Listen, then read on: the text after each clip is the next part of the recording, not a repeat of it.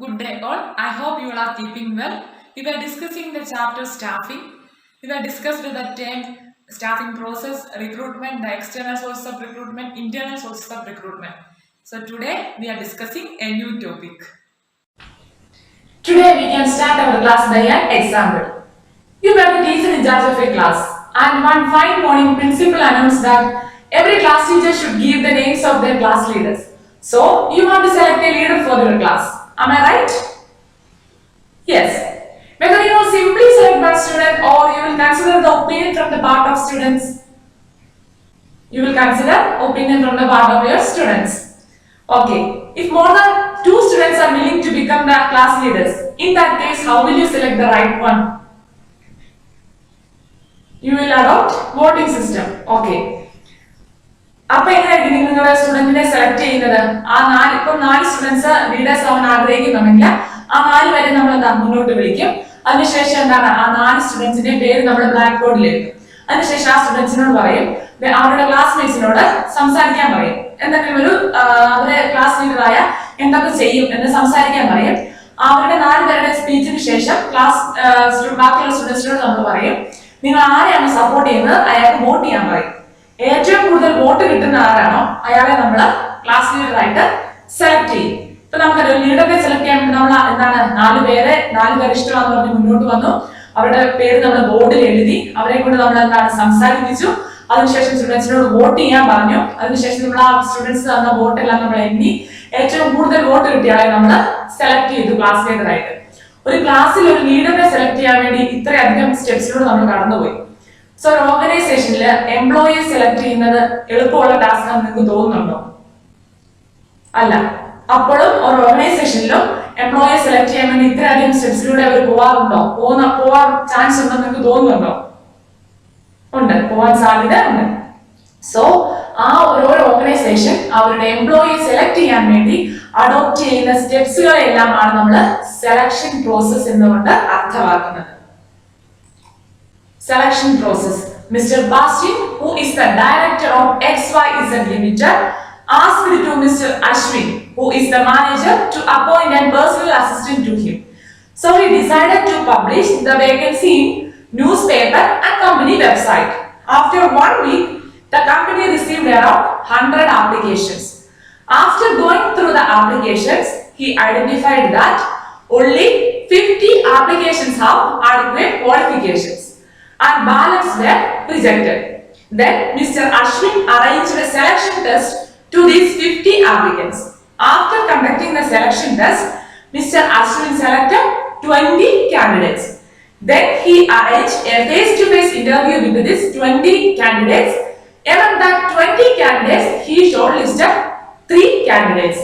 Then he checked the reference of these 3 candidates and he selected 1 candidate and asked him for a medical examination in order to ensure that he is fit for the position in the organization. After the medical examination, it is found that he is physically and mentally fit for the post in the organization. After that, Mr. Ashwin asked his assistant to prepare a job offer and send it to him. Then Mr. Ashwin prepared different documents relating to terms and conditions of employment and appointment of employees. നമുക്കറിയാം mister ബാസ്റ്റർ അതായത് XYZ ലിമിറ്റഡിന്റെ director ആണ്. അദ്ദേഹത്തിന് ഒരു personal അസിസ്റ്റന്റിനെ ആവശ്യമാണ്. അതിനു വേണ്ടിയിട്ട് അശ്വിനോട് എന്താണ് വേക്കൻസി പബ്ലിഷ് ചെയ്യാനായിട്ട് പറഞ്ഞു. നമുക്ക് ഇനി ഈ എക്സാമിന്റെ ബേസിൽ കുറച്ച് ക്വസ്റ്റ്യൻസ് നോക്കാം. Which post is vacant in this organization? Yes, the post of personal assistant to the director. Then, how many applications were received? Yes, around 100 applications. Then the next question, after receiving 100 applications, how Mr. Ashwin shortlisted to 50 applications? After going through the applications, he identified that only 50 applications have adequate qualification and balance were rejected. So the first step involved in the selection process is the preliminary screening. It is done to cut the cost by allowing only eligible candidates to go through further stages. അതായത് ഒരു employee ഓർഗനൈസേഷനിലോട്ട് അവരുടെ resume അയക്കുമ്പോൾ അവർ നോക്കും, ഓർഗനൈസേഷനിലുള്ള ആൾക്കാർ നോക്കും അവർക്ക് adequate ആയിട്ടുള്ള qualifications ഉണ്ടോ എന്ന് നോക്കും. ഒരു പ്രിലിമിനറി സ്ക്രീനിങ് നടത്തും, ഒരു പ്രാഥമിക പരിശോധന നടത്തും. അതിനുശേഷം എന്താണ് ആഡിക്വേറ്റ് ക്വാളിഫിക്കേഷൻ ഇല്ലാത്തവരെ എലിമിനേറ്റ് ചെയ്യും. അതാണ് first step, preliminary screening. What method is adopted by Mr. Ashwin to shortlist the 50 applications to 20 applications? എന്താണ് മിസ്റ്റർ അശ്വിൻ സ്വീകരിച്ച മെത്തേഡ്? അതായത് 50 ആപ്ലിക്കേഷനിൽ നിന്ന് 20 applications ആകാനായിട്ട്. Then Mr. Ashwin arranged selection test to these 50 applicants. So we can see the step 2 of selection process, selection tests. Selection test എന്ന് വെച്ചാൽ ഒരു employment test ആണ്. അതായത് ഒരു ഇൻഡിവിജ്വലിന്റെ അല്ലെങ്കിൽ ഒരു ഓർഗനൈസേഷനിലോട്ട് ആപ്ലിക്കേഷൻ തരുന്ന ഇൻഡിവിജ്വലിന്റെ എന്തെങ്കിലും ചില സവിശേഷതകൾ, സർട്ടൻ ക്യാരക്ടറിസ്റ്റിക്സ് മെഷർ ചെയ്യാൻ വേണ്ടിയിട്ട് ഓർഗനൈസേഷൻ നടത്തുന്ന ടെസ്റ്റുകളെയാണ് നമ്മൾ സെലക്ഷൻ ടെസ്റ്റുകൾ എന്ന് പറയുന്നത്. ഈ സെലക്ഷൻ ടെസ്റ്റുകൾ പല രീതിയിലാവാം. അതായത് ഞാനൊരു ക്വസ്റ്റ്യൻ നിങ്ങൾക്ക് തരാം, ആ ക്വസ്റ്റ്യൻ നിങ്ങളൊന്ന് ആൻസർ ചെയ്യാനായിട്ട് ശ്രമിക്കുക. Which number come next in the pattern? 37, 34, 31, 28. What may be the next number? Yes, 25 is the next number. So the first selection test is the intelligence test. This is one of the important psychological tests used to measure the level of intelligence quotients of an individual. It is an indicator of a person's learning ability or the ability to make decisions and judgments. So the next selection test is the aptitude test. Through aptitude test, we are measuring the individual's potential for learning new skills. അതായത് പുതിയൊരു skill പഠിക്കാനുള്ള ഇൻഡിവിജ്വലിന്റെ കഴിവിനെ നമ്മൾ measure ചെയ്യുന്നതാണ് aptitude test. Next is the personality test. It provides clues to a person's emotions, her reaction, maturity, value system, etc. ഒരു ഇൻഡിവിജ്വലിന്റെ overall personality അല്ലെങ്കിൽ അദ്ദേഹത്തിന്റെ വ്യക്തിത്വത്തെ പഠിക്കാൻ വേണ്ടി ഉപയോഗിക്കുന്ന ടെസ്റ്റുകളാണ് പേഴ്സണാലിറ്റി ടെസ്റ്റ്. ഇവിടെ ഒരാളുടെ ഇമോഷൻസ്, അയാളുടെ റിയാക്ഷൻസ് എല്ലാം നമുക്ക് മനസ്സിലാക്കാനായിട്ട് സാധിക്കും. Next, trade test. Trade test measures the existing skills of the individual. അതായത് ഒരു വ്യക്തിക്ക് നിലവിലുള്ള സ്കില്ലിനെ മെഷർ ചെയ്യുന്നതാണ് ട്രേഡ് ടെസ്റ്റ് എന്ന് പറയുന്നത്. ആപ്റ്റിറ്റ്യൂഡ് ടെസ്റ്റും ട്രേഡ് ടെസ്റ്റും തമ്മിലുള്ള ഡിഫറൻസ് എന്താണെന്ന് വെച്ചാൽ, ട്രേഡ് ടെസ്റ്റ് നമ്മൾ എന്താണ് മെഷർ ചെയ്യുന്നത്? എക്സിസ്റ്റിംഗ് സ്കിൽസ്, അതായത് വ്യക്തിയുടെ നിലവിലുള്ള സ്കില്ലിനെ നമ്മൾ മെഷർ ചെയ്യുന്നത്. ട്രേഡ് ടെസ്റ്റും ഒരു വ്യക്തിക്ക് പുതിയ സ്കില്ല് പഠിക്കാനുള്ള അദ്ദേഹത്തിന്റെ കഴിവിനെ നമ്മൾ മെഷർ ചെയ്യുന്നത് ആപ്റ്റിറ്റ്യൂഡ് ടെസ്റ്റും ആയിരിക്കും. So these are the difference between these two test. അടുത്ത ടെസ്റ്റ് ആണ് interest test. Every individual has fascination for some jobs and the other. Interest tests are used to know the pattern of interest or involvement of a person. അതായത് എല്ലാ ഇൻഡിവിജ്വൽസിനും എന്താണ് എന്തെങ്കിലും ഒരു ജോലിയിലോട്ട് താല്പര്യം കാണും. അപ്പോൾ ഒരു വ്യക്തിയുടെ ഇൻട്രസ്റ്റിനെ കുറിച്ച് നമ്മൾ പഠിക്കാൻ വേണ്ടി ഉപയോഗിക്കുന്ന ടെസ്റ്റുകളാണ് ഇൻട്രസ്റ്റ് ടെസ്റ്റുകൾ എന്ന് പറയുന്നത്. From this image, can you guess what is the next process in selection process? Yes, employment interview. First step in the selection process is the preliminary screening. Second step, selection tests. Third step, employment interview. Interview is a formal, in-depth conversation conducted to evaluate the applicant's suitability for the jobs. Interview is എന്താണ്? എംപ്ലോയറും എംപ്ലോയിയും തമ്മിൽ അല്ലെങ്കിൽ interview നടത്തുന്നവരും interview നടത്തപ്പെടുന്നവരും തമ്മിൽ നടത്തുന്ന ഒരു face to face ഇന്ററാക്ഷനെയാണ് നമ്മൾ interview എന്ന് പറയുന്നത്. അവിടെ ഇന്റർവ്യൂവർ എന്താണ്? ഈ എംപ്ലോയി അല്ലെങ്കിൽ ഇന്റർവ്യൂവിനെ കുറിച്ചുള്ള എല്ലാ ഡീറ്റെയിൽസും കളക്ട് ചെയ്യും. ഇപ്പൊ പ്രസന്റ് ടൈമില് ഇന്റർവ്യൂവിക്കും ഇന്റർവ്യൂവറോട് ക്വസ്റ്റ്യൻ ചോദിക്കാനുള്ള അവകാശമുണ്ട്. So the third step involved in selection process is employment interview.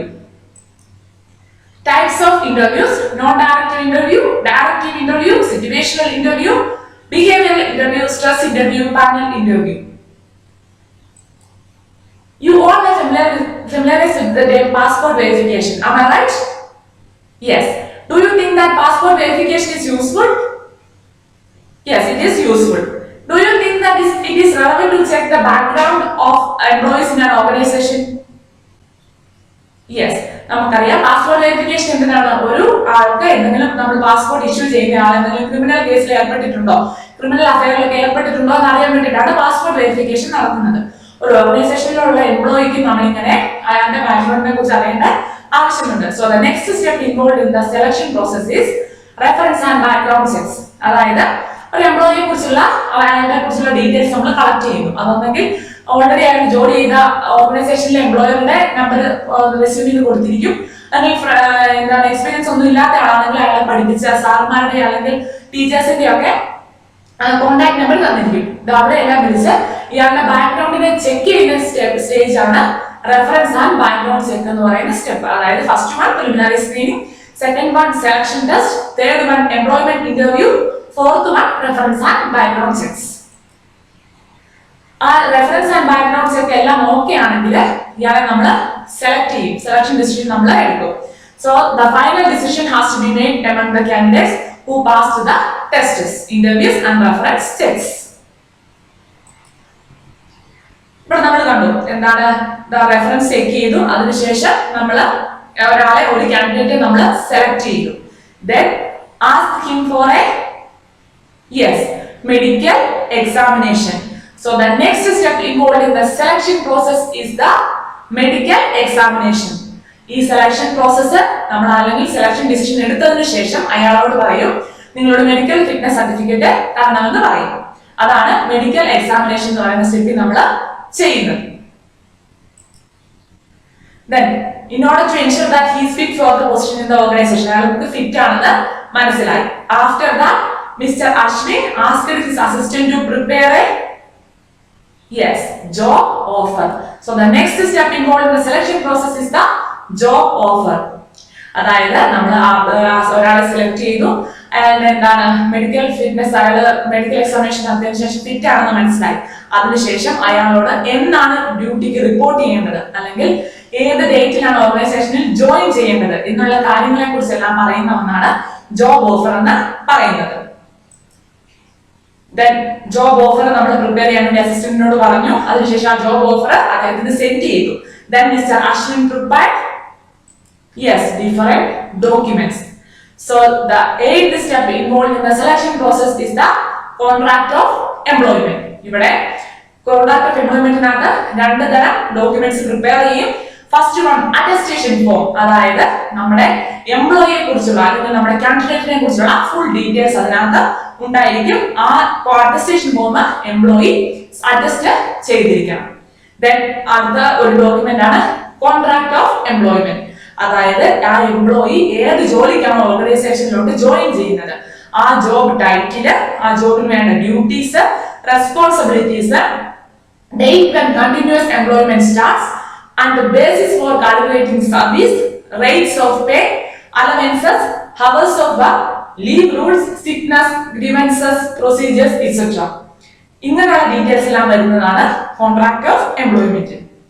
So the process of selection can be concluded as preliminary screening, second one selection test, third one employment interview, fourth one reference and background checks, fifth one selection decision, sixth one medical examination, seventh one job offer, eighth one contract of employment.